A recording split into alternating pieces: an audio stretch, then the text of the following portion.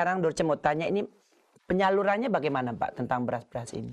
Ya sebetulnya sebelum krisis udah bagus, sudah mantap sistem penyalurannya. Ada beberapa hal yang masuk ke dalam penyaluran ini ya.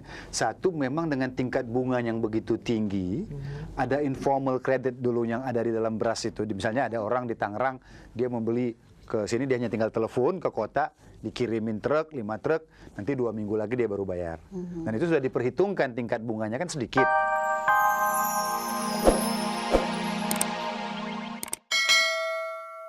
Mungkin nggak Pak turun lagi beras itu Pak? Ya, Kira-kira kira-kira, yang Pak, normal gimana? kembali seperti masa-masa ya Kalau sampai normal semua Bu Dorce, itu baru bisa nanti kalau rupiah ini jadi bagus Oh, harganya. jadi itu ada berkaitannya Oh, ya, jelas. Pak ya. tergantung dari rupiah dan dolar juga ya, Pak ya. jelas. Baiklah Pak Dilon dan Bu Ida, kita akan kembali pemirsa.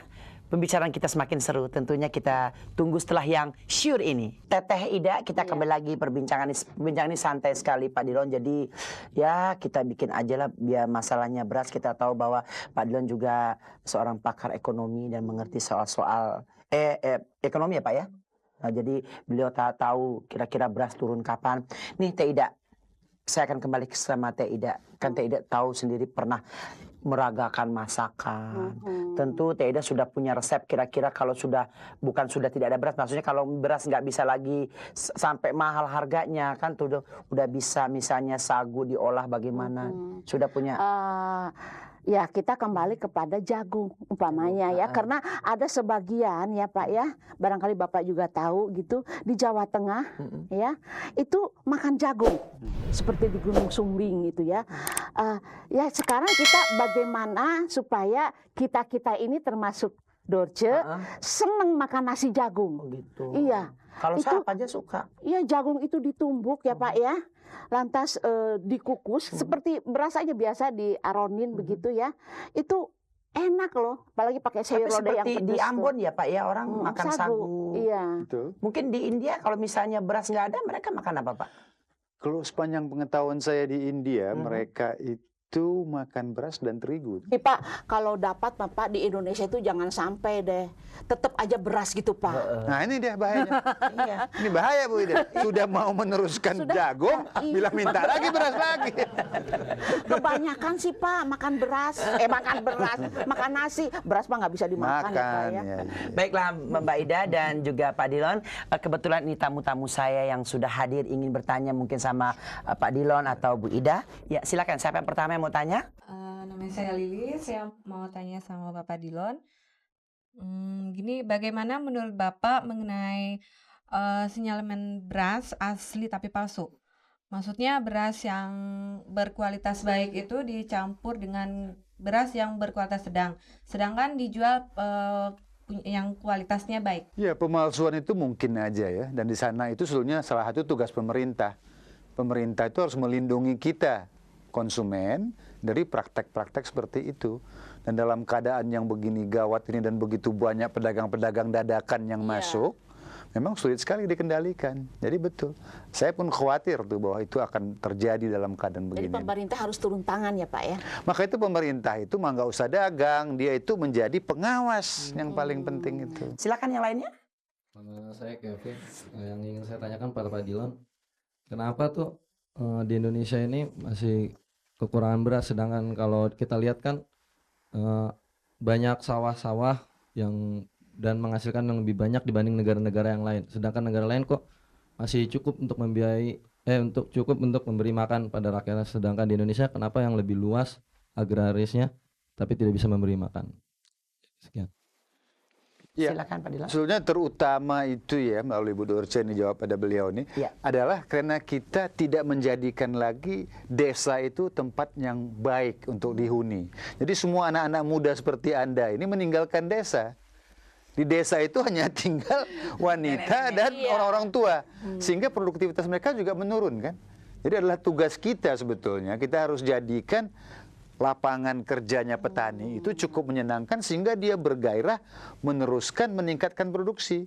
Masalah kita kan jumlah penduduk kita banyak dan bertambah terus. Sehingga produksi pertanian harus ditingkatkan terus dari waktu ke waktu untuk memberikan makan pada si pendatang baru. Kalau semuanya kita tidak seperti Ibu Ida terlalu senang pada beras, mau juga jagung dan lain-lain, mungkin tidak begitu besar pressure-nya kepada beras Diganti, itu. Pak. Jangan diganti, saya makan nasi, jangan. Jangan ya. Iya. Jadi ini Kayak nasi kan pontakan saya. jadi apa namanya? Mungkin ada satu gerakan untuk kembali ke desa gitu, Pak ya. Yang perlu Biar Bu Dorce, desa remaja-remajanya. itu kita hargai, kita anggap mereka juga warga negara yang punya hak penuh seperti kita. Kalau kita ingin menikmati pergi ke galeri, kita mau ke tim, ya mereka juga boleh lah. Benar? Sudah setuju, Mas? Cukup pertanyaannya ya. Silakan, masih ada satu lagi yang mau bertanya. Silakan, Dek. Maaf ya. Yuk. Nama saya Andri, ingin menanyakan kepada Pak Dilon, kenapa sekarang banyak diadakan pasar murah untuk penjualan beras, tetapi hasilnya sedikit sekali. Sebabnya apa tuh, Pak? Sehingga ibu-ibu yang sudah antri untuk penjualan pasar, beras tersebut tidak terbagian jatah. Kenapa Makasih, kamu Pak. tanya tegang sekali? Takut ya? Biasa aja Pak, saya mau tanya. Santai. Santai aja. Pak Dilon pasti akan jawab. Bari dengan santai. heureuy. Heureuy. Silakan Pak Dilon. Saya kira di berbagai pasar murah itu yang terjadi dulu begini, waktu pihak Bulog mendapatkan daftar dari rumah tangga yang kita anggap rumah tangga yang sudah rawan pangan itu ya. Betulnya kan masalahnya ini dua hal ya, satu sisi kekurangan pangan, di sisi lain orang kekurangan daya beli itu. Persis pada kekurangan daya beli, pemerintah membiarkan harga naik. Jadi saya nggak setuju dengan pemerintah.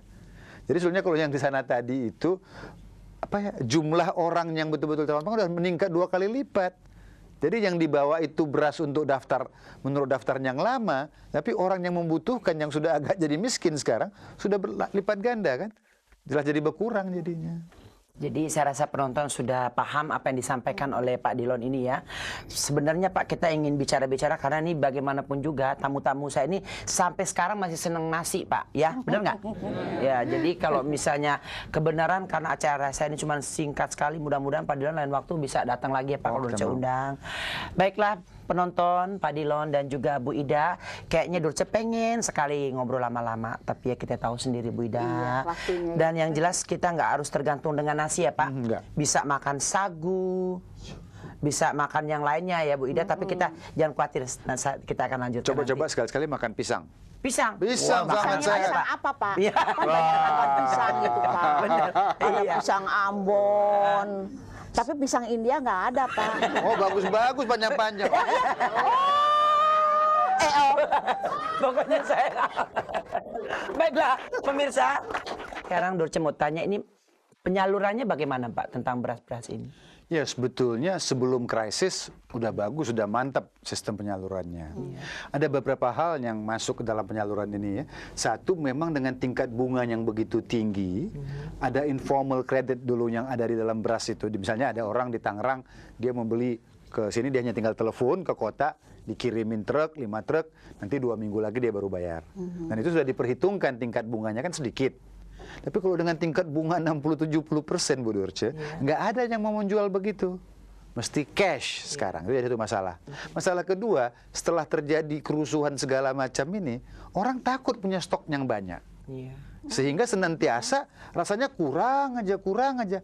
Karena takut dia punya banyak, nanti satu dijarah, tangkap polisi, dituduh nimbun segala macam. Umpamanya disimpan waktunya itu sekian lama, harus diedarkan. Ini Iya, betul. kenapa dipendem lama gitu, Pasti Pak? itu bukan gudangnya Bulog. Karena kalau Dolog, dia kan punya fungsi menyalurkan beras pada pegawai negeri dan ABRI.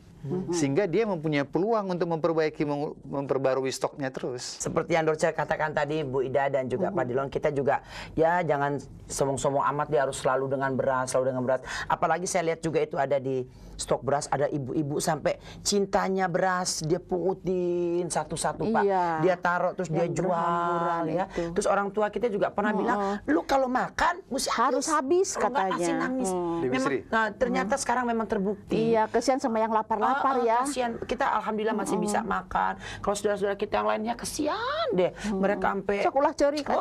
kumaha atuh.